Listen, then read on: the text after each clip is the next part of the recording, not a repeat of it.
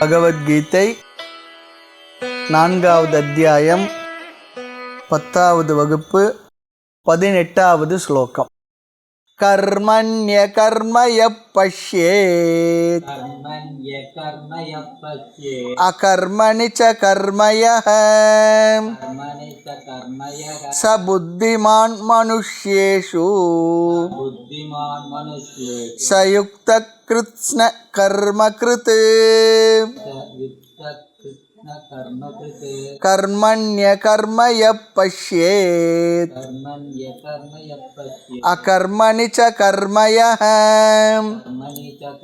ச புத்திமான் மனுஷ்யேஷு சயுக்த கிருத்ஸ்ன கர்ம கிருத்.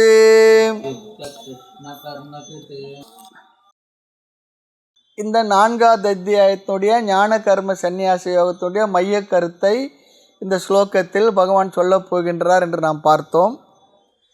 இந்த ஸ்லோகத்தினுடைய முதல் வரியினுடைய சாரம், ஆத்மா செயலற்றது, நிஷ்கிரியாக. ஆத்மா என்றுமே செயல் செய்யாதது, இதுதான் முக்கியமான கருத்து. இது முதல் வரியில் சொல்கிறார். 2வது வரியில் இந்த ஞானத்துடைய பலனை கூறுகின்றார். முழு அத்தியாய கருத்தை பகவான் ஒரே வரியில் வைத்திருக்கின்றார். ஆக இந்த 4வது அத்தியாயத்தில் முக்கியமான ஸ்லோகம், அதோடு கூட கீதையில் உள்ள முக்கியமான ஸ்லோகங்கள்லேயும் இது ஒன்று. இந்த அத்தியாயத்துக்கு முக்கியமான ஸ்லோகம், பகவத்கீதையோட முக்கியமான ஸ்லோகங்கள் இது ஒரு ஸ்லோகம். வியாச பகவான் மகாபாரதத்தை எழுதினார். அது எழுதுறதுக்கு எழுத்தர் யார் தெரியுங்களா? ஸ்டெனோ, பிள்ளையார். ஆமாம். அப்போ பிள்ளையார் ஒரு கண்டிஷன் போடுறார், நிறுத்தாத சொல்லணும்னா நான் எழுதிக்கிட்டே இருப்பேன்னார். அப்போ வியாசர் பார்த்தார், சரி நீ ஒரு கண்டிஷன் போட்டப்பா, பரவாயில்ல, நான் ஒரு கண்டிஷன் போடுறேன், நான் சொல்கிறதா புரிஞ்சுக்கிட்டு தான் நீங்கள் எழுதணுன்னார். அப்படி சொல்லும் பொழுது சில ஸ்லோகங்களை கொஞ்சம் கடின பதங்களை அமைச்சு சொல்லியிருக்கும் பொழுது அவர் கொஞ்சம் யோசிக்கும் பொழுது ஒரு 100கணக்கான ஸ்லோகங்களை மனசுக்குள்ளே உற்பத்தி பண்ணிக்குவாராம்.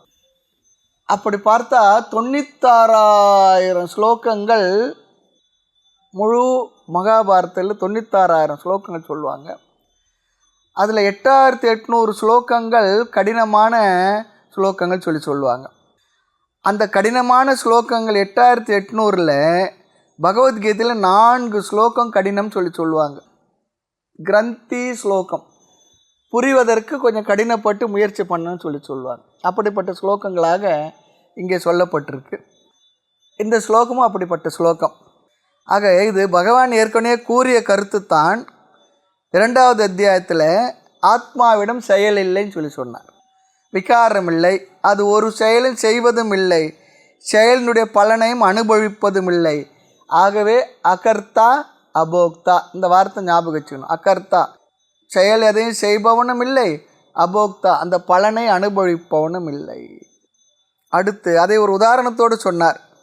2வது அத்தியாயம் 19வது ஸ்லோகம். இந்த ஆத்மா கொல்லப்பட்டது என்று நினைத்தாலும் உபௌதௌன விஜானீதக நாயம் ஹந்தின ஹன்யதே, இந்த ஆத்மா கொல்லப்படுவதும் இல்லை, கொல்வதும் இல்லை சொன்னார். அடுத்து 20வது ஸ்லோகத்தில், 2வது அத்தியாயம் 20வது ஸ்லோகத்தில், ந ஜாயத்தே மிரியத்தேவா கதாச்சித் என்று இந்த உடலுக்கு 6 விதமான மாற்றங்கள் இருக்கின்றது, ஆனால் ஆத்மாவுக்கு எந்த மாற்றமும் இல்லை சொன்னார். அடுத்து 22வது ஸ்லோகம், இதெல்லாம் நான் சொல்கிறது தான் 2வது அத்தியாயத்தை 22வது ஸ்லோகத்தில், இந்த ஷரீரத்தை, இந்த ஷரீரமானது, இந்த ஷரீரி, இந்த ஆத்மா உடையை மாற்றிக்கொள்வதைப் போல உடலை மாற்றிக்கொள்கின்றான் சொன்னார். ஆகவே ஆத்மா நிர்விகாரம் என்று கூறிய கருத்தை அதைத்தான் பகவான் இங்கு கர்ம அகர்ம என்ற வார்த்தையில் சொல்லுகின்றார். ஏற்கனவே கூறிய கருத்தை ஏன் மேலும் இங்கு மீண்டும் பகவான் சொல்ல வேண்டும் என்றால், ஆச்சாரியர் ஆதிசங்கரர் சொல்லுகின்றார், இது மிக கடினமான கருத்தாக இருக்கின்ற காரணத்தினால் விஸ்மிருத்திய, அடிக்கடி இந்த கருத்து மறந்து விடுகின்றது. ஆமாம், அடிக்கடி இந்த கருத்து மறந்தும் விடுகின்றது. அது மட்டுமல்ல, இந்த உலக விவகாரங்களில் ஈடுபட்டு இந்த அகர்த்தா அபோக்தா என்ற கருத்தில் அறிவிலிருந்து நாம் விழுந்தும் விடுகின்றோம். ஞாபகம் இருக்கிறது இல்லை.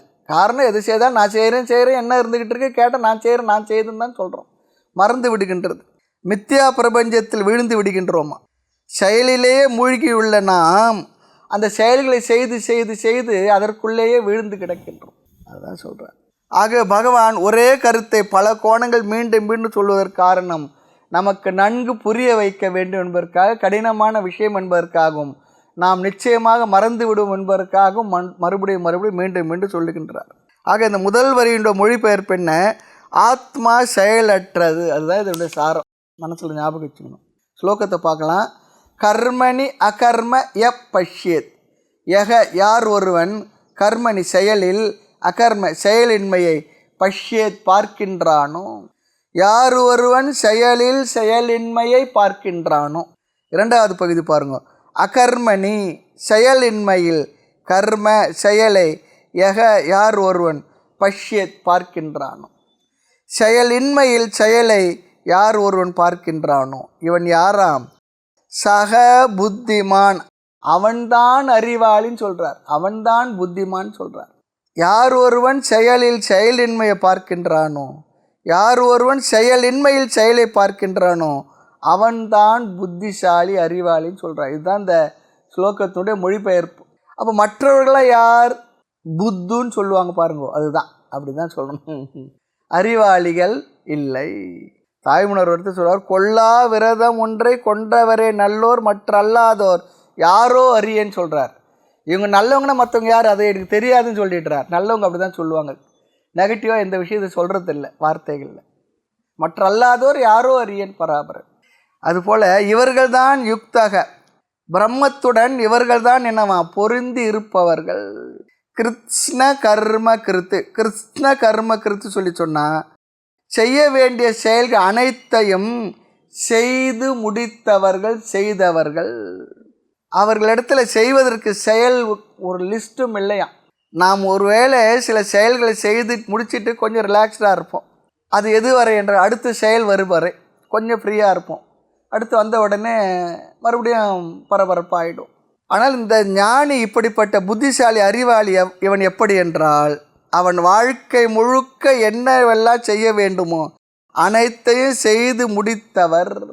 ஆகவே ரொம்ப ரிலாக்ஸ்டாக இருப்பார். யார்? செயலில் செயலின்மையை பார்ப்பவர், செயலின்மையில் செயலை பார்ப்பவன். இதுதான் இந்த ஸ்லோகத்தினுடைய சாரமான கருத்து, மொழிபெயர்ப்பு பார்த்துட்டோம். இதோட போதுமா சொல்லி சொன்னால், சாதாரண பார்த்தா போதும் தான் சொல்லுவோம். விளக்கத்துக்குள்ளே போய் பார்த்தா தான் இந்த வகுப்புலேயும் அடுத்த வகுப்பில் இருக்கிற விஷயங்கள் ஓரளவுக்கு இருக்குது. நாம் பார்ப்போம், விளக்கமாக பார்க்கலாம். முதலில் பகவானுடைய உபதேசம் எப்படி இருக்குது? முரண்பாடாக, விருத்தமாக இருக்கின்றது. விபரீத தரிசனத்தை செய்ய சொல்லி சொல்கிறார். என்ன? செயலில் செயலின்மையை பார், செயலின்மையில் செயலை பார். இது முரண்பாடாக தானே இருக்குது, விபரீதமாக தானே இருக்குது. அதை எப்படி பார்க்க முடியும்? மேலோட்டமாக பார்த்தா என்ன தெரிகின்றது? ஒரு முரண்பாடு தெரிகின்றது. என்ன? இந்த உடலில் நம்ம செயலை பார்க்கணும். உடல் தானே செயலெல்லாம் செய்கின்றது. அப்போது உடல் செயல்படும் போது செயலை பார்க்கின்றோம். இந்த உடல் அல்லது சரீரம் அமைதியாக உள்ள பொழுது செயல் செய்யலை. அப்போ செயலின்மையை நாம் பார்க்க வேண்டும், பார்க்கின்றோம். இதுதான் நியதியாக இருக்குது. சாதாரண மேலோட்டமான ஒரு விஷயமா இருக்குது. இதுதான் நம்மளோட அனுபவமாகவும் இருக்குது. அப்போது ஒரு மனிதனிடத்தில் மனிதத்தன்மையை பார்க்கணும், மிருகத்திடம் மிருகத்தன்மையை பார்க்கணும். ஆனால் இங்கே பகவானுடைய உபதேசம் என்ன, எப்படி இருக்குது? மனிதனிடம் மனிதத்தன்மை இல்லாத தன்மையை பாருன்றார். மனிதனிடம் மனிதத்தன்மை இல்லாததை பார். அடுத்து மனிதன் இல்லாதவனிடத்தில் மனிதத்தன்மையை பாருன்னு சொல்கிறார். எப்படி பார்க்கறது? மனிதனிடத்தில் மனிதத்தன்மையை பாருன்னா சரியாக இருக்குது, மிருகத்தை எடுத்து மிருகத்தன்மை பாருன்னா சரியாக இருக்குது. மனிதனிடத்தில் மனிதத்தன்மை இல்லாததை பார், மனிதனாக இல்லாதது மனிதத்தன்மையை பாருன்னு சொல்கிறார். ஆக விருத்தமாகத்தான், அதாவது முரண்பாடாகத்தான் பேசுகின்றார். சரி, பகவான் ஏன் அப்படி முரண்பாடாக பேசணும்? ஏன் அப்படி பேசணும்? அவர் பேச வேண்டிய அவசியம் என்ன? தான் அப்படி முரண்பாடாக விபரீதமாக பேசுவதை பகவான் இங்கே நியாயப்படுத்துகின்றார். பகவானுக்கு வேறு வழி இல்லாமல் தான் இப்படி பேசுகின்றார். காரணம் என்ன? பகவான் இப்படி தான் பேசுவார் என்றோ இல்லை ஒரு வார்த்தை ஜாலத்துக்காகவோ கவித்துவத்துக்காக இப்படி பேசவில்லை. சில பேர் எப்போ பார்த்தாலும் எதுனா சொல்லுவோம், நாம் வில்லங்கமாகவே பேசுவாங்க, ஏட்டிக்கு போட்டியாக பேசுன்னு சொல்கிறோம் பாருங்க, அப்படியே பேசுவாங்க. இங்கே பகவான் அதுக்காகலாம் பேசலை. ஆனால் மேலோட்டமாக அப்படி பார்த்தால் நமக்கு அப்படி தோன்றுகின்றது, விபரீதமாக சொல்வதை போல தோன்றுகின்றது. அதனால தான் நாமும் கீதை, உபனிஷத் போன்ற ஞான நூல்களை எல்லாம் நாம் சம்பிரதாயம் இல்லாதவர்களிடத்தில் படித்தால், முறையாக வருகின்ற குருமார்களிடத்தில் சம்பிரதாயமாக படித்தவர்களிடத்தை படித்தாது முறையாக அர்த்தத்தை புரிஞ்சுக்க முடியும். அப்படி இல்லாதவர்களிடத்தை நாம் படித்தோம்னா அவர்கள் வேறு விதமாக சொல்லி நம்மை மேலும் குழப்பி விடுவார்கள். அதுதான் உண்மை. சாதாரணமாக பார்த்தா, சம்பிரதாயம் இல்லாதவங்கிட்ட பார்த்தா, மேலோட்டமாக பார்த்தா என்ன நினைப்போமா, பகவானை போல ஒரு குழப்பமான ஆள் வேறு யாரும் இருக்க முடியாதுன்னு சொல்லி நினைப்போமா. ஏன் இப்படிலாம் குழப்புறார்? காரணம் என்ன? அவர் குழப்பியது போதாதென்று அதை படித்தவர்கள், அதை படிப்பவர்களும் குழம்ப வேண்டும் என்றும் பேசுகின்றாரா என்ன பகவான்? இதில் இன்னொரு விஷயம் இருக்குது. அவர் குழப்பமாக பேசினாரா இல்லையான்றது ஒரு விஷயம், ஒரு விதம். அதை சொல்பவர்களும் குழப்பித்தான் பேசுகின்றார்கள், அதுவும் இருக்குது. குழப்பித்தான் குழப்புகிறார்கள், அதுவும் உண்மை. ஆக இங்கே நம்ம என்ன பார்க்கணும்? செயலில் செயலின்மையை காண வேண்டும், ஆக்ஷனில் இன்ஆக்ஷனை பார்க்கணும், இயக்கத்தில் இயக்கமின்மையை பார்க்கணும். செயலின்மையில் செயலை காண வேண்டும், இன்ஆக்ஷனில் ஆக்ஷனை பார்க்கணும்னு சொல்கிறார். இதுதான் மறுபடியும் இந்த வார்த்தையை ஞாபகம் வச்சுக்கிட்டு இந்த ஸ்லோகத்தெல்லாம் படித்து முடிச்சுட்டு கொஞ்சம் அமைதியாக உட்காந்து சிந்தித்தா தான் நமக்கு புரியும். வகுப்பில் கேட்டால் மட்டும் புரிஞ்சிடாது. 2 தடவை 3 தடவை இது அமைதியாக உட்காந்து எப்படின்னு சொல்லி மனசுக்குள்ளேயே யோசித்தா தான் இந்த வார்த்தைகள் அழகாக நம்மளால் புரிஞ்சிக்க முடியும், இல்லைன்னா முடியாது. இதுக்கு இன்னொரு உதாரணம் சொன்னால், ஆகாசத்தில் செயலை பார், காற்றில் செயலின்மையை பார் என்பது போல் இருக்குன்னு சொல்கிறார். செயலில்லாத ஆகாசத்தட்டில் செயலை பார், செயலை செய்து கொண்டிருக்க காற்று செயலின்மையை பாருன்றா போல் இருக்குன்னு சொல்கிறார். வித்தியாசமாக சொல்கிறார். அது இல்லாத இடத்தில் அது இருப்பதாக பார் என்பது தவறான ஞானம். பாம்பு இல்லாத இடத்துல பாம்பை பார்க்குறோம். எதன் மீது? கயிற்றின் மீது. ஆனால் இது சொல்லியிருக்கிறது யார்? பகவான். ஆகவே பகவான் சொன்னது எப்படி சரி என்று நாம் பார்க்க வேண்டும். இப்படி சொல்ல பகவானுக்கு ஏன் நிர்பந்தம் வந்தது? முரண்பாடாக ஏன் அவர் சொல்ல வேண்டும்? காரணம், அப்படிப்பட்ட சூழ்நிலையை நாம் தான் உருவாக்கி வைத்துள்ளோம் நம்முடைய புரிதலின் காரணமாக. ஒரு பொருள் இருக்குது, அது நமக்கு தெரியவே இல்லை சொன்னால் அந்த பொருளை நேரடியாக தெரியாதவர்களுக்கு அறிவித்து விடலாம். எந்த இடத்தில் நம்முடைய அறிவு ஏற்கனவே விபரீதமாக இருக்குமோ, விபரீதமாக விஷயங்களை புரிந்து வைத்திருக்குமோ, அந்த இடத்தில் உபதேசம் நேர்முகமாக இருக்க முடியாது, புரிய வைக்க முடியாது. ஆக ஒரு பொருள் அக்ரகணமாக அறியப்படாமல் இருந்தால் அதை அறிவித்து விடலாம். மேலும் ஒரு பொருள் நம்மால் அறியப்பட்டு கிரகணம் விஷய இருந்தால் அறிவிக்க வேண்டிய அவசியம் இல்லை, ஏனென்றால் ஏற்கனவே நமக்கு தெரிகின்றது. ஆனால் ஒரு பொருள் விபரீதமாக முரண்பாடாக அறியப்பட்டிருந்தால் அந்த விபரீதமாக நாம் புரிந்து கொண்ட அந்த அறிவை நீக்குவதற்காக, சரியான அறிவை கொடுப்பதற்காக உபதேசமும் விபரீதமாகத்தான் உபதேசிக்கப்பட வேண்டும். ஆகவே இங்கே உபதேசம் 3 விதம், அதையும் பார்க்கணும். அக்ரஹண விஷயே சாக்ஷாத் உபதேசக. ஒரு பொருள் அறியப்படவே இல்லை என்றால் நேரடியாக உபதேசம் செய்தல். 2வது கிரகீத விஷயே உபதேசஸ்ய அனர்த்தக்கியம்.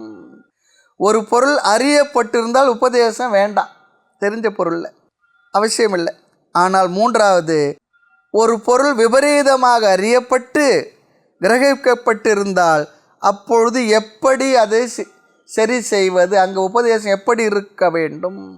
தவறு என்று உபதேசம் செய்ய வேண்டும். நீ புரிந்து கொண்டது தவறு என்று அவருக்கு உபதேசம் செய்யும் பொழுது அந்த உபதேசம் செய்யும் முறையிலே ஒரு விபரீதத்தை மீண்டும் கடைபிடிக்க வேண்டும் சொல்கிறார். இந்த முல்லை முள்ளால் எடுப்பது போல் இங்கே பார்க்குறோம். செயல் ஆக்ஷன், அப்புறம் செயலின்மை இன்ஆக்ஷன். செயல் என்றால் அசைவு அல்லது மூவ்மெண்ட்டுன்னு சொல்கிறோம். அது நமக்கு தெரிஞ்சது தான் இல்லை. ஒரு பொருள் அப்படியே இருந்ததுன்னா, இப்போ தட்டுன்னு ஒரு பொருளை பார்க்குறோம், அப்படியே கூர்ந்து பார்க்குறோம், அது அசைஞ்சதுன்னா நமக்கு ஏதோ ஒரு மாதிரி இருக்கும். அசையிலையா, அது இல்லை, உயிர் இல்லைன்னு போயிட்டே இருப்போம். ஒரு பாம்பை பார்க்கும்போது அப்படி தானே, அப்படியே ஒரு கயிறு ஒரு மாதிரி இருக்குது, அது திடீர்னு பார்த்தோன்னே ஷாக்காக இருக்குது, அது என்னது இது, ரொம்ப நேரம் அசையலைன்னா சரி அது இல்லைப்பா அப்படின்னு நம்ம படுவோம். அதுபோல் செயல் ஒரு மூமெண்ட். ஒரு செயலை செயலாக பார்த்தாலும் பிரச்சனை இல்லை, செயலே இல்லாத இடத்துல செயலின்மையை பார்த்தாலும் பிரச்சனை இல்லை. ஆனால் நம்முடைய அனுபவத்தில் சில சமயங்களில் என்ன ஏற்பட்டு விடுகின்றதாம், செயல் இல்லை ஆனால் அதனிடத்தில் செயலை நாம் பார்க்கின்றோம் விபரீதமாக. செயலில்லாத ஒரு வஸ்துவிடம் செயலை நாம் பார்த்தால் என்ன ஆகும்? அங்கு விபரீத கிரகணம் நடந்துள்ளது என்று அர்த்தம். செயல் இல்லாத இடத்தில் எப்படி செயலை நாம் கிரகணம் செய்துள்ளோம்? உதாரணம் பார்த்தா நமக்கு புரிஞ்சிடும். அதுக்காக தான் பஸ்ஸில் அல்லது ட்ரெயினில் நம்ம போயிட்டுருப்போம். சின்ன குழந்தையில் ஜன்னல் வழியாக உட்காந்து பார்த்துக்கிட்டே போவோம். வழியில் உள்ள 2 பக்கம் உள்ள மரங்கள்லாம் என்ன ஆகும், ட்ரெயின் போகிற வேகத்தில் அதுவும் நம்ம கூடவே ஓடி வரா போல் ஒரு ஃபீலிங் இருக்கும். நமக்கு இருக்கா இல்லையா? சிறு வயசில் நமக்கு நிறைய அனுபவம் இருக்குது. அந்த சின்ன பையன் அப்பா இடத்துல சொல்கிறானா, என்ன மரங்கள்லாம் நம்மோடு சேர்ந்து பிரயாணம் பண்ணிக்கிட்டு இருக்கப்பா அப்படி சொல்கிறான். அந்த அசையாத மரங்களில் அசைவை பார்க்கின்றான். அது விபரீதம் தானே, அசையாத மரங்களில் அசைவை பார்க்கின்றான். அப்போ அப்பா இடத்துல மகன் சொல்கிறான், நகராத செயல் இல்லாத மரத்தில் நகர்தலை செயல்களை பார்க்கின்றான். அப்பா இடத்துல காட்டுறான். அப்பா பார்ப்போம் மரங்கள் நம்ம கூட சேர்ந்து ஓடி வருதுப்பா, ட்ராவல் பண்ணுறது சொல்கிறான். அப்போ அப்பா சொல்கிறார், இல்லை மகனே, நகருவதாக நீ பார்த்த அந்த மரங்கள் நகரவில்லை, அவை நின்று கொண்டுதான் அதனிடத்தில் அப்படியே இருக்கின்றது. ஆக அப்போது அவன் என்ன பண்ணுவான், நகரும் மரத்தை விட்டு மகன் நின்று கொண்டுள்ள மரத்தை தேடுவான். ஆகவே என்ன பண்ணுற உபதேசம் இங்கே நேர்முகமாக இருக்குது. அப்பா புத்தியில் மரங்கள் நகர்வதில்லை என்ற அறிவு இருக்குது, பையனுடைய புத்தியில் நகருவதாக அறிவு இருக்கின்றது. அப்போ என்ன சொல்கிறார், நீ நகர்வதாக சொல்கிற அந்த மரங்கள் நகரவில்லை என்று அவனுக்கு ஒரு அறிவை கொடுக்குறார். அப்பா புத்தியில் இருக்கிறது சரியான அறிவு, பையனுடைய புத்தியில் இருக்கிறது விபரீதமான அறிவு. நகராத செயல் இல்லாத அந்த மரங்களிடத்துல செயலை பார்த்த. அப்போது இங்கே உபதேசம் எப்படி இருக்கணுமா, பையன் எதை பார்த்தானோ அதே இடத்துக்கு அப்பாவுடைய பார்வையும் போகணுமா. எங்கே சொல்கிற, எங்கே நகருதுன்னு சொல்கிற, இந்த மரங்கள் தானே, இப்போ பார் அந்த மரங்கள் நகரவில்லை, உண்மையில் அது நகரவில்லை. ஆக பையன் சொல்லுகின்ற மரமும் தந்தை சொல்கின்ற மரமும் ஒன்றுதான். நகருவதாக கூறும் மரத்தையே காட்டியது நகரவில்லை என்று தெளிவுபடுத்தணும். அதனால தான் சொல்லுவோம், எந்த இடத்துல பாம்பை பார்த்தோமோ அதே இடத்துல சிஷ்யன் அழைச்சிட்டு போய், இந்த இடத்துல இதைத்தானே நீ பாம்பா பார்த்த, இப்போ பாரு எங்கே பாம்பை எடு பார்க்கலாம். அப்போ பார்க்குறான், கயிறுனா என்ன பண்ணுவான், அந்த பாம்பு ஓடி போயிடுச்சு சொல்லுவான், இது வேறன்னு சொல்லுவான். அப்போ அது சரியான அறிவை கொடுக்க முடியாது. எந்த இடத்துல தவறு நடந்ததோ அதே இடத்துல அவனுடைய அறிவை சரிப்படுத்த வேண்டும். ஆக குரு சிஷ்யனுடைய விபரீத கிரகணத்தை எடுத்துக்கொண்டு அதை நாம் சரியாக பொருள்படுத்த வேண்டியது முதல் படி. ஆக பையனுடைய நகர்கின்ற மரங்கள் அப்பாவுடைய அறிவில் நகரவில்லை, அவருக்கு நல்லா தெரியும். பிறகு ஏன் சொல்லுகின்றார், அவனுடைய பார்வையை ஏன் இவர் எடுத்துக்கொள்கின்றார் என்றால், அவன் கூறுகின்ற நகருகின்ற மரத்தில் நகராத தன்மையை பார் என்று சொல்வதற்காக. அப்போ தெரிந்து கொள்வான் அந்த பையனும், நகரும் மரத்தை பிற்பாடு தேட மாட்டான், அந்த மரங்கள்லாம் உண்மையில் நகரவில்லை, அங்கங்கே தான் இருக்குது. ஆக விபரீதமாக புரிந்த இடத்தில் உபதேசமும் விபரீதமாகத்தான் இருக்கும். நகராததில் நகரும் விபரீதத்தை செய்துள்ளான் மகன். அப்போ விபரீதத்தை எடுத்து விட்டால் குருவின் திருஷ்டியும் பார்வையும் சிஷ்யனுடைய பார்வையும் ஒரே அதிஷ்டானத்துக்கு வந்துவிடும், ஒரே நேர்கோட்டில் வந்து விடுகின்றது. சரி, அதான் சொல்கிறார், எப்படி வைண்ட் பண்ணோமோ அப்படி தான் ரிவைண்ட் பண்ணணுன்றார். ரிவைண்ட் பண்ணுறது அப்படி தான் பண்ணணும், பிறகு தவறையும் சரி செய்து கொள்ளலாம். ஆக நகரும் மரத்தில் நகரா தன்மையை பார் என்று சொல்வது விபரீதமான உபதேசம் இல்லை. ஆமாம், நகரும் மரத்தில் அவன் பார்க்குறான், அவன் நகர்ற மரம் அது நகரலப்பா, நகராத தன்மையை சொல்லும் பொழுது அது ஒரு விதமான உபதேச முறை. அதே போல் கர்மணி அகர்ம எப்பஷேத், இதுக்கு வந்தால் பகவானுடைய வார்த்தையில் செயலில் செயலின்மையை பார். என்ன செயலில், மரத்தினுடைய நகர்வில் அசையாத தன்மையை பார்த்தல். ஆச்சாரியர் ஆதிசங்கர் இன்னொரு உதாரணம் சொல்லுவார். இந்த உதாரணத்தை மனசில் வச்சுக்குவோம். இன்னொரு உதாரணம் சொல்லுவார். கடற்கரையிலையோ அல்லது பெரிய நதிக்கரையிலையோ நம்ம நின்றுக்கிட்டு இருக்கோம், கடற்கரையை வச்சுக்குவோம், அதுதான் சௌகரியமாக இருக்கும். ஒரு கப்பலானது தூரம் கண்ணு கட்டிய தூரத்தில் ரொம்ப தூரத்தில் இருக்குது. பையன் சொல்கிறான், அப்பா அங்கே பாருங்கள் ஒரு கப்பலானது நின்று கொண்டு இருக்கின்றது. ஆனால் அப்பா சொல்கிறா, இல்லை இல்லை, அந்த கப்பல் நம்ம பார்வைக்கு நின்று கொண்டுள்ளது போல் இருக்குது, ஆனால் அது நகர்ந்து கொண்டு தான் உள்ளது. அப்படி அப்பா சொல்கிறார். இந்த உதாரணம் நமக்கு இப்போதைக்கு ரெலவெண்ட்டான உதாரணம் தான். தூரம் பார்த்தா கப்பல் அப்படியே நின்றுட்டு இருக்கா போல இருக்கு, அது செயல்பட்டு நகர்ந்து கொண்டு தான் உள்ளது. நம்முடைய பார்வைக்கு செயலில் செயலின்மை தெரிகின்றது. பையன் சொல்கிறான், அதோ கப்பல் நின்று கொண்டுள்ளது சொன்னான். அப்பா சொல்கிறான், இல்லை அது நகர்ந்து கொண்டுள்ளது. உடனே என்ன பண்ணுறான் பையன், நகர்ந்து கொண்டுள்ள கப்பலை பார்க்க ஆரம்பித்து விடுவான். ஆமாம் அது நகர்ந்து கொண்டுள்ளது. இல்லை இன்னொரு கப்பல் இருக்கிறது நின்றுட்டு இருக்குன்னு சொல்ல மாட்டான், அதே கப்பலை தான் சொல்கிறான். ஆக ஒரே வஸ்துவில் ஒரே விஷயத்தில் ஒரே பொருளில் குரு சிஷ்ய பார்வை சென்று ஏற்றி வைக்கப்பட்ட விபரீத பார்வை போகும் அல்லது நீக்க வேண்டும், நீங்க வேண்டும். அப்போ என்ன உபதேசம் இங்கு எப்படி சொல்லணுமா, சிஷ்யன் நான் நின்று கொண்டுள்ளது என்று சொன்ன அதே கப்பல் நகர்கின்றது என்று புரிந்து கொள்வான். நான் சொன்ன நின்று கொண்டுள்ளது என்ற அந்த கப்பலானது நகர்ந்து கொண்டுள்ளது. நான் செயலின்மையை பார்த்து அந்த கப்பல் செயல்பட்டு கொண்டுள்ளது. ஆக சிஷ்யனுடைய அனுபவம் பொய், குருவாகிய உங்களுடைய அனுபவம் அல்லது உபதேசம் உண்மை என்று எடுத்துக்கொள்வான். அதுதான் இங்கே முக்கியம். ஆக நான் எதை நிற்கின்றது என்றேனோ அதையே தாங்கள் நகர்கின்றது என்று உண்மையை எனக்கு சொல்லிக் கொடுத்துள்ளீர்கள் என்று உண்மையை சிஷ்யன் புரிந்து கொள்வான். இது மெதுவாக யோசிக்கணும். இந்த உதாரணத்தை மனசில் வச்சுக்கணும். செயலில் செயலின்மையை பார், செயலின்மையில் செயலை பார். நகராத மதத்தில் நகர்வை பார்க்கின்றோம், நகர்கின்ற கப்பலில் நகரவில்லை என்று கருதுகின்றோம். ரெண்டு உதாரணத்தை பொருத்தி பார்த்தா நேர் முரண்பாடை எழுதி வச்சுங்க, எழுதிட்டு அதை கொஞ்சம் ஈக்குவேட் பண்ணி பாருங்கள், அப்போ தான் உங்களுக்கு புரியும். இல்லை ஒரே நேரத்தில் ஒரே வகுப்பில் மட்டும் புரியுறதில்லை. ஆக இந்த இரண்டு உதாரணத்தில் விபரீதமாக பேசித்தான் விபரீதமான பாவனை ஞானத்தை நீக்க முடியும், தவறான அறிவை நீக்க முடியும். ஆக அறியாமல் இருந்தால் விபரீதமாக பேச வேண்டியதில்லை, நேரடியாக அறிவை தந்து விடலாம் இல்லையா. அதை பாருங்கள் மரம், அதை பாருங்கள் கப்பல், அப்படி சொல்லிட்டு போயிட்டே இருக்கலாம். ஆனால் அவர் தவறாக புரிஞ்சுக்கிறான். நகர்ற மரங்கள் நகருதுன்றான், கப்பல் நிற்கிறதுன்றான். ஏற்கனவே தெரிந்திருந்தாலும் பேச வேண்டிய, ஏற்கனவே தெரிஞ்ச விஷயத்தை உடனே பேச வேண்டியதில்லை, விபரீதமாக புரிந்த விஷயத்தில் தான் இப்படி பேச வேண்டியது இருக்கின்றது. ஆக முதல் படியில் என்ன சொல்கின்றார் பகவான், உண்மையில் அதில் விபரீதம் இல்லை, சிஷ்யனுடைய மனதில் உள்ள விபரீதமான அறிவை எடுத்துக்கொண்டு பேசுவது ஒரு படி. எதற்கென்றால் அவனுடைய விபரீதமான அறிவை போக்குவதற்காக, விபரீதமான புரிதலை நீக்குவதற்காக. ஆம், நீ கூறும் அந்த நகர்கின்ற அல்லது நகராத அதே வஸ்து அப்படி இல்லை என்று சொல்லி கொடுப்பது ஒரு படி. மரங்கள் நகரவில்லை, கப்பல் நகர்ந்து கொண்டிருக்கின்றது, நகராத மரத்தில் நகர்தலை பார்க்கின்றாய், நகர்கின்ற கப்பலில் நீ என்ன பண்ணுற, நகரவில்லை என்று சொல்லுகின்றாய். அது அப்படி இல்லை என்று அவன் புரிந்த விபரீத அறிவை மாற்றி சரியான அறிவை குரு கொடுப்பது முதல் படி. இரண்டாவது படி குருவனுடைய சரியான பார்வை, ஆமாம், சம்யக் திருஷ்டி. சிஷ்யன் கூறுவது முரண்பாடுள்ள பார்வை.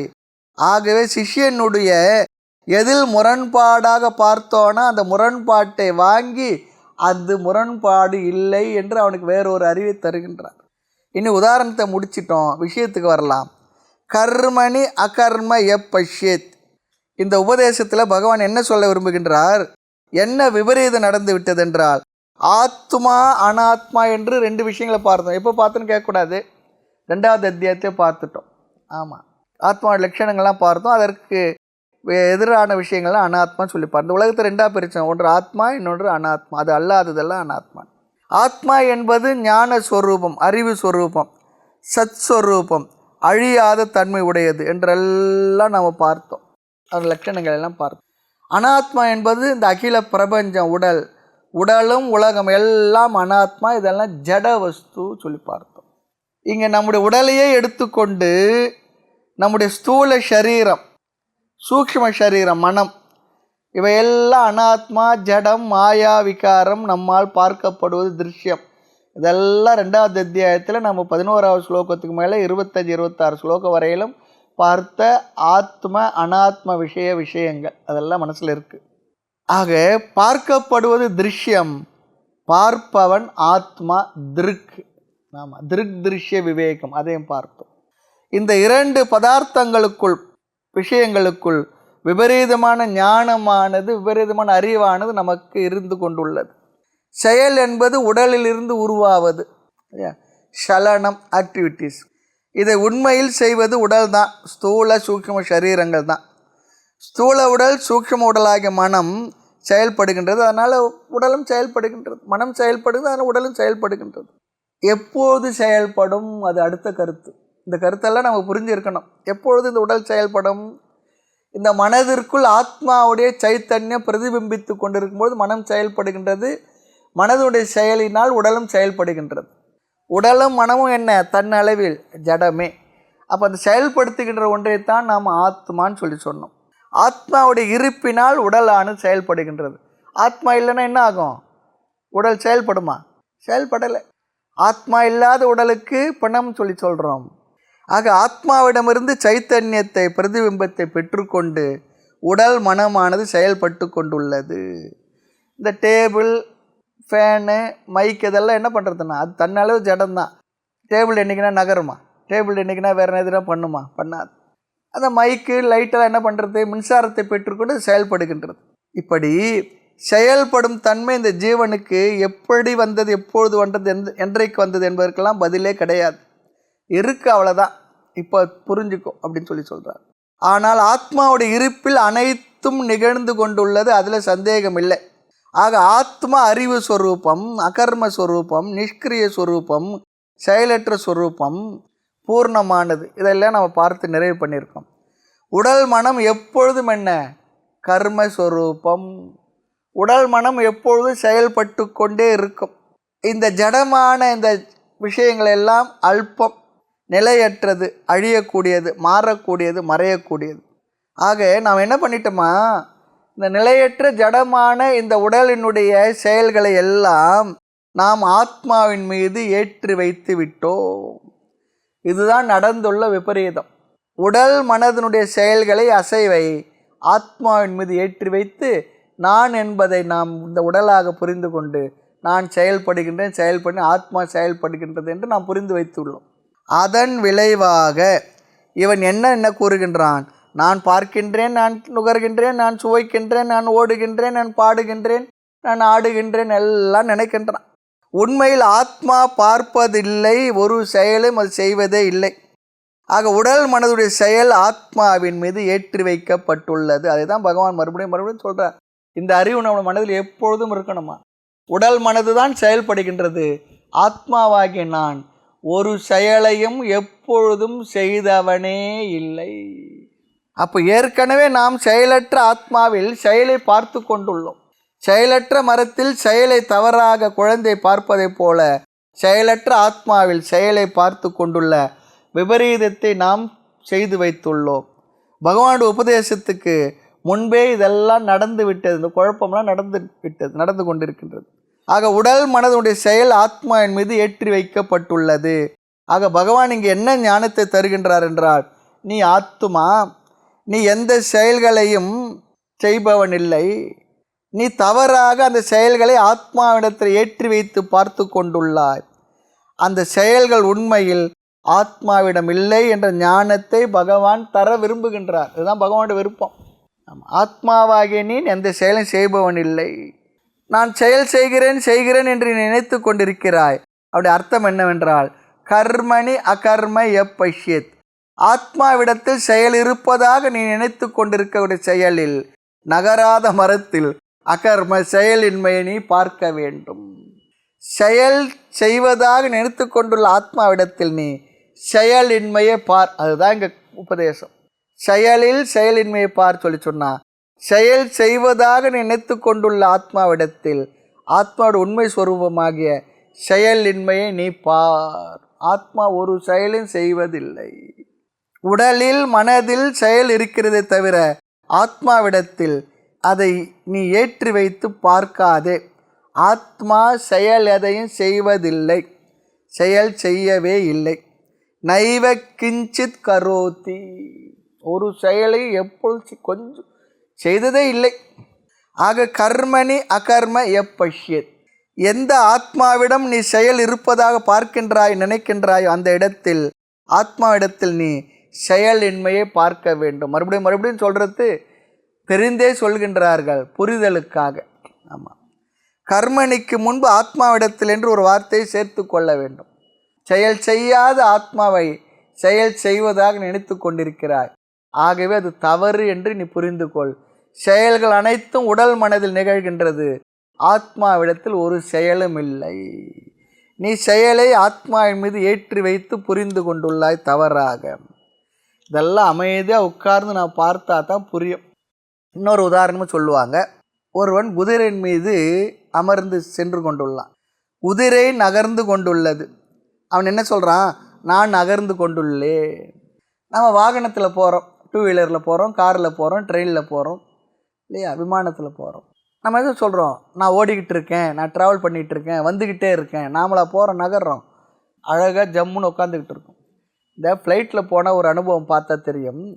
நல்லா மேலே உசரத்தில் இருக்கும்பொழுது நகர்றதே தெரியல, ஆனால் அவ்வளோ வேகத்தில் போயிட்டுருக்கு சீறிட்டு. நமக்கு அப்படியே ஒரே இடத்துல நிற்கிறா போலேயே இருக்குது. அந்த நகர்கின்ற இது நமக்கு ஒரு இதுவும் தெரியறதே இல்லை. அடுத்து குதிரை நிற்கிறதான். அப்போ என்ன சொல்கின்றார்கள்? நான் நிற்கின்றேன். யாருக்கு கால் வலிக்கும்? அவனுக்கா குதிரைக்கா? பெட்ரோல் யாருக்கு தீரும்? வண்டிக்கா நமக்கா? பெட்ரோல் வண்டிக்கு போடும், நாமளும் என்ன பண்ணுவோம், 2 டீ சாப்பிடுவோம், காஃபி சாப்பிடுவோம், இல்லை வேறு எதுவும் சாப்பிடுவோம். ஆக குதிரையினுடைய நின்று கொண்டிருத்தல் என்ற செயலைத்தான் நாம் இங்கே எடுத்துக்கொள்கின்றான். ஆக குதிரையுடைய ஓடுதல் என்ற செயலை தானாக எடுத்துக்கொள்கின்றான். காரணம், அந்த குதிரையோடு தன்னை அவர் 2 சம்பந்தப்படுத்தி கொண்டார். அதனுடைய ஓடுதல் நிற்றல் என்ற செயலை தன்னுடையதாக எடுத்துக்கொண்டு விட்டார். அதுதான் சொல்கிறார். அதான் சொல்கிறேன், காரில் பஸ்ஸில் நாமளாக ஓடுறோம். பஸ்ஸு தான் ஓடுது, கார் தான் ஓடுது, ட்ரெயின் தான் ஓடுது, நாம் ஓடலை, உட்காந்துக்கிட்டு தான் இருக்கிறோம். ஆமாம், நான் ட்ராவல் பண்ணுறேன்னு சொல்லியிருக்கோம். நான் ஃப்ளைட்டில் ஃப்ளை பண்ணேன்னு சொல்கிறான். ஃப்ரை பண்ண இல்லை, ஃப்ளை பண்ணேன்னு சொல்கிறான். அதே போல் ஆத்மா மனதிற்கும் உடலுக்கும் சாட்சியாக இருந்து கொண்டு மனதையும் உடலையும் செயல்பட காரணமாக இருக்கின்றது. தான் செயல்படாமல் செயலற்றதாக இருந்து கொண்டு அப்படிப்பட்ட செயலற்ற ஆத்மாவிடம் அறியாமையினால் உடலினுடைய மனதினுடைய செயலை ஏற்றுவித்து ஒரு ஜீவன் இப்படி மயங்கி உள்ளான். ஆகவே இங்கே ஒரு கேள்வி, ஆத்மாவிடத்து செயலை யார் ஏற்றி வைத்துள்ளார்கள்? எப்போதெல்லாம் நான் என்று சொல்லுகின்றேனோ அந்த நான் யார்? அந்த நான் என்பது ஆத்மா. நான் ஆத்மா என்று புரிதல் இல்லாமல் நான் ஆத்மாவாகிய என் மீது இந்த செயல்களை எல்லாம் ஏற்றி வைத்து ஆத்மா செயல்படுகின்றது என்று சொல்லக்கூடாது. அதுக்கு காரணம் ஆத்மாவை பற்றி அறிவின்மை தான். நான் தவறாக புரிந்த நான் அல்லாததில் நானை ஏற்றி வைத்துள்ளேன். அப்பொழுது நான் செயல் செய்கின்றேன், பார்க்கின்றேன், சிந்திக்கின்றேன், உணர்கின்றேன் என்றால் அவையெல்லாம் உடல் மனதினுடைய தான். இந்த அறிவு நமக்கு எப்பொழுதும் மனசில் இருக்கணும். செயல்கள் எல்லாம், விவகாரங்கள் எல்லாம் இதெல்லாம் என்ன சொன்னால் உடல் மனது தான் செய்கின்றது. ஆத்மாவாகி நான் இது எதையுமே செய்பவன் இல்லை, செய்தவன் இல்லை. ஆத்மா நிஷ்கிரியாக. ஆனால் அதை ஆத்மாவிடத்தில் ஏற்றி வைத்து குழப்பி கொண்டுள்ளோம். ஆக பகவானுடைய முதல் உபதேசம் என்ன? கர்மணி அகர்ம பஷ்யேத். எவன் ஒருவன் பஷ்யேத் பார்க்கின்றானோ, சிந்திக்கின்றானோ, புரிந்து கொள்கின்றானோ. எப்படி? முதல் சொல் பாருங்க, கர்மணி செயலில், உடல் மனதின் செயலில் சொல்லி பிராக்கெட்டில் போட்டுக்கணும். கர்மணி என்றால் உடல் மனதின் செயலில், அகர்ம செயலற்ற தன்மையை, ஆத்மாவுடைய தன்மையை, செயலில் செயலற்ற தன்மையை பார்க்கின்றானோ. இந்த முதல் பகுதி உதாரணம் என்ன? அசைகின்ற நகர்கின்ற மரத்தில் செயலை உடையது போல் இருக்கின்ற மரத்தில் செயலின்மை எவன் பார்க்கின்றானோ அதுபோல. மரம் உண்மையில் நகரவில்லை, நகருவதாக நினைக்கிறான். ஆத்மா உண்மையில் செயல்படுவதில்லை, ஆனால் ஆத்மா செயல்படுவதாக இவன் நினைத்து கொண்டிருக்கிறான். ஆக என்ன பண்ணணும்? ஆத்மா ஒரு செயலை செய்யவில்லை, மரங்கள் நகரவில்லை, நகர்வதாக நான் கற்பனை செய்து கொண்டுள்ளேன். ஆக உண்மையில் நகராதது ஆத்மா, செயல்படாதது ஆத்மா. செயல்படுவது போன்று தெரிகின்ற ஆத்மாவிடத்தில் செயலின்மை பார்ப்பவன் எவனோ, தவறாக புரிந்து கொண்ட நகர்கிற மரத்தில் நகராததை எவன் பார்க்கின்றானோ அதுபோல. மரம் நகர்வது உண்மையா? இல்லையே. ஆத்மாவிடத்தில் தவறாக புரிந்து கொண்ட செயலின்மை எவன் பார்க்கின்றானோ. மரம் நகர்வது உண்மை இல்லை, அது சிஷ்யனுடைய தவறான புரிந்து கொண்ட தன்மை. அதே போல ஆத்மாவிடத்தில் தவறாக புரிந்து கொண்ட தெரிந்து கொண்ட செயல் எவன் செயலின்மை பார்க்கின்றானோ. ஏன் இப்படி சொல்கின்றார் என்றால், எதை தவறாக புரிந்து கொண்டானோ அதையே அது அப்படி இல்லை என்று சரியாக புரிந்து கொள்ள வேண்டும். தவறாக புரிந்து கொண்டதில் அது தவறு என்று புரிந்து கொள்ள வேண்டும். அதைத்தான் பகவான் இங்கு செய்கின்றார். செயல்படாத ஆத்மாவை செயல்படுவதாக இவன் நான் என்ற வார்த்தையில் அனைத்தையும் சேர்த்து குழப்பி கொண்டுள்ளான். ஆகவே இங்கு என்ன? உடல் மனம் செயல்படுகின்றது, ஆத்மாவாகிய நான் செயல்படவில்லை. அதுதான் செயலில் செயலின்மையை பார்த்தல். செயல்படுவதாக நினைக்கின்ற ஆத்மாவை செயல்படாதது என்று புரிந்து கொள். இல்லை என்றால் என்ன ஆகுமா? ஆத்மாவிடத்தில் செயல் என்று ஒன்று இருக்குது, செயலின்மை இருக்குது என்று புரிந்து கொள்வானா. இது இப்படி சொல்லலைன்னா தவறாக புரிந்து கொண்டா என்ன பண்ணுவான், இந்த ரெண்டுத்தையுமே ஆத்மாவிடத்தில் இருக்குன்னு நினச்சிக்குவானா. ஆக எளிமையாக தெளிவாக புரிய வேண்டுமென்றால் செயல்பட்டு கொண்டிருப்பது போல தெரிகின்ற ஆத்மாவிடத்தில் செயல்படாத தன்மையை எவன் பார்க்கின்றானோ, ஆத்மாவை செயலற்றதாக எவன் பார்க்கின்றான், அறிகின்றானோ, புரிந்துள்ளானோ, உணர்ந்துள்ளானோ. இது சாரம் என்ன? ஆத்மா செயலற்றது என்றால் பொருள் என்ன?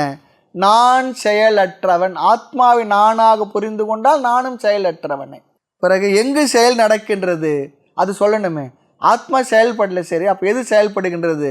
உடல் மனம்தான் செயல்படுகின்றது. இந்த வகுப்பு ஒரு மாதிரி தான் இருக்கும், மாற்றி மாற்றி சொல்லி புரிய வைப்பதற்காக. ஆக பிரகாசப்படுத்தப்பட்ட, என்னால் பிரகாசப்படுத்தப்பட்ட இந்த உடல் மனம் செயல்படுகின்றது. நான் யார்? நான் செயலற்ற ஆத்மா. அறியாமையினால் நான் உடல் மனதை நான் என்று நினைத்து விட்டேன். அதனால் நான் செய்பவனாக நினைத்தேன், ஆத்மாவுடையதாக நினைத்தேன். அறியாமை நீக்கி நான் செயலற்றவன் என்ற ஞானம் யாருக்கு இருக்கின்றதோ, இதுதான் முதல் பகுதி. யாருக்கு இருக்கின்றதோ அதோடு நிறுத்தி வச்சிருக்கேன். கர்மணி அகர்ம எப்பஷ்யத். பகவான் நமக்கு விளக்க வருகின்ற உபதேசம் இதுதான். தன்னை ஆத்மாவை செயலற்ற ஒன்றாக புரிந்து கொள்ள வேண்டும் என்று பகவான் எதிர்பார்க்கின்றார். ஆத்மாவிற்கு செயல் என்ற தன்மை கிடையவே கிடையாது என்று மறுபடியும் சொல்லுகின்றார். அதான் சொல்கிறார். இப்போது நகராத அல்லது நகராத சூரிய சந்திரன் நகர்றதில்லை. ஆனால் சில நேரத்தில் மேகங்கள் ஓடும்போது என்ன ஆகின்றது? சூரிய சந்திரன் நகர்றா போல் இருக்குது. அப்புறம் சொல்கிறோம், காலையில் பார்த்தா கிழக்கில் கீழே இருக்குது தொடுவானத்தில், அப்புறம் உச்சிக்கு வருது, அப்புறம் இந்த பக்கம் போகிறது. சூரியன் சந்திரன் அப்படியே நகருது இல்லை, அது நகரலை, ஆனால் நகரத்தில் பார்க்குறோம். அடுத்து இரண்டாவது பகுதிக்கு வந்தால் என்ன சொல்கிறார்? அகர்ம நிச்சய கர்ம பஷ்யே. அகர்ம நிச்சய கர்ம பஷ்யே. அகர்மனி சொன்னார் செயலற்றதில். கர்ம பஷ்யத். எவன் செயலை பார்க்கின்றானோ, முந்தி செயலில் செயலின்மையை பார்த்த சொன்னார். இங்கு செயலின்மையில் யார் ஒருவன் செயலை பார்க்கின்றான், நேர் மாற இங்கே சொல்கிறார். இதற்கு உதாரணம், தூரத்தில் கப்பலை பார்க்குறோம், அது மெதுவாக நகர்ந்து கொண்டுள்ளது. நம்முடைய கண்ணுக்கு எப்படி தெரியுது? அசையாமல் நின்று கொண்டிருப்பதை போல தெரிகின்றது. இன்னொன்று கூட சொல்லலாம், இந்த உலகம் சுற்றிக்கிட்டே இருக்கின்றான், நமக்கு தெரியுதா? சுற்றிக்கிட்டு தானே இருக்குது.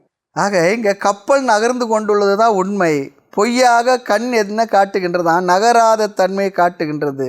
நகராமல் இருப்பதை போல நமக்கு தெரிவித்து கொண்டுள்ளது. அதனால தான் என்ன சொல்லுவாங்க, கண்ணை நம்பாதே உன்னை ஏமாற்றும்னா. கண்ணை நம்பாதே உன்னை ஏமாற்றும். ஆக செயல்படாதது போல உள்ள கப்பலில் செயலை பார்ப்பது தானே உண்மையான அறிவு என்று பார்த்தால், செயல்படாதது போல உனக்கு தெரிகின்ற ஒன்றில் நீ செயலை பார்க்க வேண்டும். உன்னுடைய அனுபவத்தில் அதில் செயல் இல்லை என்று தோன்றுகின்றது. உன்னுடைய அனுபவத்தில் அதில் செயல் இல்லை என்று தோன்றுகின்றது. ஆனால் நீ செயல்படுதலை பார்க்க வேண்டும். இது ஒரு முக்கியமான அறிவு, முக்கியமான பகுதி. நம்முடைய அனுபவத்தில் ஏற்கனவே ஒரு தவறு செய்துள்ளோம். என்ன தவறு? இந்த உடல் மனம் சாதாரணமாக செயல்பட்டு கொண்டிருக்கும் பொழுது என்ன ஆகின்றது? கொஞ்சம் ரெஸ்டாக இருக்கும் பொழுது, அமைதியாக இருக்கும் பொழுது உடல் மனம் செயல்படவில்லை என்று கருதி கொண்டிருக்கின்றாய். ஓய்வு எடுத்து கொண்டிருக்க என்று நினைக்கின்றாய். ஆனால் உண்மையில் என்ன? அதுதான் சொல்கிறார். அப்படி நம்ம ஓய்வாக இருக்கும்போது என்ன சொல்கிறோம்? நான் ஒன்றும் செய்யவில்லை, அமைதியாக சும்மா இருக்கேன். இப்போ என்ன பண்ணுறேன்? நான் சும்மா இருக்கேன்னு சொல்லணும். பகவான் சொல்கிறார், சும்மா இருப்பது ஒரு செயல் தான் சொல்லிட்டார். செயல்படுவதும் ஒரு செயல்தான், சும்மா இருப்பது ஒரு செயல்தான். வீட்டில் உட்காந்துக்கிட்டு இருக்கோம், ஒருத்தர் கேட்டால் என்ன சொல்லுவார்? சும்மா இருக்கேன், ஒன்றும் செயல்படுது. அர்த்தம் என்ன? உடல் மனம் ஒன்றும் செய்யாமல் ஓய்வு எடுத்துக்கொண்டு சும்மா இருக்கின்றேன், ஒன்றும் செய்யவில்லை என்று சொல்கின்றோம். ஆகவே இங்கே என்ன பொருள்? நம்முடைய அனுபவம் என்ன? இங்கே பகவான் என்ன சொல்கிறார் என்றால், பிரவிருத்தி செயல் ஒரு கர்ம. உடல் மனம் செயல்பட்டால் அல்லது செயல்படாமல் இருந்தால் அதையும் ஒரு கர்ம என்று எடுத்துக்கொள். செயல்படுவதும் செயல்தான். செயல்படாமல் அமைதியாக உடல் மனம் இருந்தாலும் அதை ஒரு செயலாக எடுத்துக்கொள். ஓய்வும் ஒரு செயல்னு சொல்கிறார். உடல் மனம் இவைகள் செயல்படாமல் இருந்தாலும் அது ஒரு செயலே. அமைதியாக இருத்தலும் ஒரு செயல்தான். ஆகவே இங்கே சும்மா இருத்தல் என்ன? ஒரு செயலேன்னு சொல்கிறார். அதுவும் என்ன? நம்ம முயற்சியோடு தான் செய்கிறோம். சும்மா இருக்கிறது ஒரு முயற்சியோடு தானே செய்கிறோம். எதையும் செய்யாமல் எதுவும் பேசாமல் மௌன விரதம்னா என்ன? முயற்சியோடு பேசாமல் இருக்கும். பேசுறதுக்கும் முயற்சி பண்ணுறோம், அப்புறம் என்ன பண்ணுறோம், முயற்சியோடு பேசாமல் இருக்கும். சட்டுன்னு யாருன்னா வந்தால் பார்த்து சொல்லணும்னு சொல்லும்போது என்ன பண்ணிடுறோம், பழகலைன்னா வாய் வந்துடுது, சொல்லிடுறோம். ஆமாம், இல்லைன்னா எழுதியாவது காட்டுறோம், வாங்க வாங்க உங்களை ரொம்ப நாள் எதிர்பார்த்தேன், கையிலையாவது செய்கை காட்டுறோம், முயற்சியோடு தான் பேசாமல் இருக்கோம். ஆக உன்னுடைய அகர்மத்தில் கர்மத்தை பார்க்க வேண்டும் சொல்கிறார். அகர்மணி இத்துடன் ஒரு சொல்லை சேர்த்துக்கணுமா, ஷரீரஸ்ய உடலினுடைய செயலில், உடலினுடைய செயலின்மையில், உடலினுடைய செயலின்மையில் அது செயல்பட்டு கொண்டுள்ளது என்பதை உணர்ந்து கொள். ஒருவன் கர்மயக பஷ்யத், ஒருவன் செயலை பார்க்க வேண்டும் சொல்லி சொல்கிறான். அது எப்படி என்றால், ஒரு கால் உன்னுடைய உடலும் மனதும் செயலற்று இருக்கு என்றால் அந்த செயலற்று இருக்கின்றது என்ற உன்னுடைய புத்தி இருக்கே அது தவறுன்னு சொல்கிற. அது நீ தவறாக அதை புரிந்து கொண்டுள்ளாய், அதையும் செயலாக பார்க்க வேண்டும். எப்படி, ரொம்ப அழகாக சொல்கிற, அந்த உன்னுடைய செயலானது உன்னுடைய உடலிலும் மனதிலும் இருந்து கொண்டு தான் இருக்கின்றது. நீ மறுபடியும் என்ன பண்ணுவேன், தேவை ஏற்படும் போது செயலை செய்ய ஆரம்பித்து விடுவாய். ஆகவே இன்னொன்று இருக்கு, இந்த உடல் மனம் என்றும் கர்மஸ்வரூபமே, உடல் மனம் என்று கர்மஸ்வரூபமே. உறங்கும் பொழுது ஒடுங்கி இருக்கு, அவ்வளவுதான். உறங்கும் பொழுது ஒடுங்கி இருக்கு, எந்திரிச்ச உடனே என்ன ஆகுது, மனசு வேலை செய்ய ஆரம்பிச்சு, உடலை வேலை செய்ய ஆரம்பித்து. ஆகவே அதில் இன்னொன்று இருக்கு, நான் அமைதியாக ஓய்வு எடுத்து கொண்டிருந்தாலும் இந்த உடலுக்குள் மனதுக்குள் செயல்கள் நிகழ்ந்து கொண்டுதான் இருக்கின்றது. மூச்சு போயிட்டு வருது, ஹார்ட் செயல்படுறது, வயிறு சாப்பிட்ட பொருள் எல்லாம் என்ன பண்ணுது, நல்லா அரைச்சி தள்ளுறது, அது வேலை அது செய்துக்கிட்டு தானே இருக்கு. ஆக இந்த சரீர மனம் கொஞ்ச நேரம் செயலற்ற நிலை இருந்தால் கொஞ்ச நேரத்துக்கு பிறகு மீண்டும் அது செயலுக்கு வந்துவிடும். ஆனால் நம்ம என்ன சொல்கிறோமா, நான் செயலற்று உள்ளேன் என்ற ஆத்மாவிடம் உள்ள தன்மையை உடல் மனதிற்கு ஏற்றி வைத்து விடுகின்றோம். ஆக இந்த உடல் மனம் என்றும் கர்மஸ்வரூபம். சில சமயம் அதிகம் செயல்படும், சில சமயம் சாதாரணமாக கொஞ்சமாக செயல்படும், சில சமயம் செயல் செய்யாது இருப்பதைப் போல இருந்து கொண்டிருக்கின்றது. அதையும் செயலே என்று பகவான் இங்கு குறிப்பிடுகின்றார். ஒருவேளை சத்துவ குணத்தோடு அமைதியாக இருக்கலாம், சில நேரத்தில் தமோ குணத்தில் அமைதியாக இருக்கலாம். எப்படி, குரட்டை விட்டுட்டு அமைதியாக இருக்கலாம். ஆனால் செயலானது பீஜமாக ஒடுங்கி உள்ளது. அப்படி அமைதியாக இருப்பதும் செயல்தான், ரஜோவில் செயல்படுவதும் செயல்தான் என்று ஒருவன் புரிந்து கொள்ள வேண்டும். உடலினுடைய மனதினுடைய செயலின்மையில் செயலை பார்க்க வேண்டும். இது பகவானுடைய இரண்டாவது உபதேசம். உண்மையில் பகவானை பொறுத்தவரை உடலும் மனதும் செயலற்ற நிலைக்கு செல்லவே முடியாதுன்னு சொல்றார். உடல் மனம் என்று செயல்பட்டு கொண்டுதான் இருக்கும், ஒரு வினாடி கூட செயல்படாமல் இருக்காது. உடல் உறுப்புகளும் செயல்பட்டு கொண்டுதான் இருக்கும். ஹார்ட் வயிறுலாம் செயல்படுறதா இல்லையா சொல்ற, ஒரு செகண்ட் நின்னா என்ன ஆகும். ஆக உடல் மனம் அமைதியாக இருத்தலே கூட ஒரு செயல்தான். ஒன்றை செய்வதும் செயல், செயலை விட்டு விடுவது ஒரு செயலே. சரி, இந்த ஞானத்தினால் நமக்கு என்ன பயன் எடுத்துக்கிறது. உடல் மனம் அமைதியாக இருந்தால் நான் அமைதியாக இருக்கின்றேன் நினைக்கின்றோமே, அதை தவறுன்னு சொல்றார். அதுவும் செயல் என்று பகவான் சொல்லிவிட்டார். முன்பு இந்த ஞானம் கிடையாது. பொதுவாக நாம் என்ன நினைப்போம், எல்லாவற்றையும் விட்டு விட்டேன்னு சொல்கிறோம். எதனுடன் சங்கம் வைக்கக்கூடாது என்று நினைக்கின்றோம் இல்லையா. செயல் இருக்கக்கூடாது, அனைத்தையும் விட்டு விட வேண்டும் நினைக்கின்றோம். நம்முடைய வாழ்க்கையே நமக்கு பாரமாக இருக்குது, செயல் பொறுப்பு எல்லாம் சுமையாக இருக்கின்றது அப்படிலாம் நம்ம நினைக்கிறோமா. ஒரு பொறுப்பும் இல்லாமல் இருந்தால் அவர் நீங்கள் ரொம்ப புண்ணியம் பண்ணுங்கன்னு நம்ம சொல்லுகின்றோம். செயல்கள் செய்வதே துயரத்தை தருவது சம்சாரம் என்று தோன்றுகின்றது. பிறகு அதனால் செயல் செய்து கொண்டிருந்த மோட்சம் இல்லை என்றும் நமக்கு தோன்றுகின்றது. அதனால் செயலை எல்லாம் விடுவது தான், செயல்கள் இல்லாததான் மோட்சம் என்று வேறு நமக்கு நாம் கருதி கொண்டிருக்கின்றோம். ஸ்டில்லாக மனதை அப்படியே வச்சுருக்கணும்னு நினச்சிக்கிட்டு இருக்கிறோம். அதை நைஷ்கர்மியம், அதுதான் மோட்சம் சொல்லுகின்றோம். செயலில் உள்ளவரை எனக்கு மோட்சம் இல்லை, திருப்தி இல்லை என்று சொல்லுகின்றோம். அப்போ என்ன பொருளா, அதுவரை நான் சம்சாரி, எதுவரை செயல் உள்ளவரை நான் சம்சாரி. அதனால் வெளியே இருந்து ஒரு சப்தம் வரக்கூடாது. ஏதாவது ஒரு பாட்டு வந்தால் அதனோட மன அமைதியை கெடுத்து விடுகின்றது. குழந்தைங்க சத்தம் போட்டால் அமைதி இல்லைன்னு சொல்கிறோம்.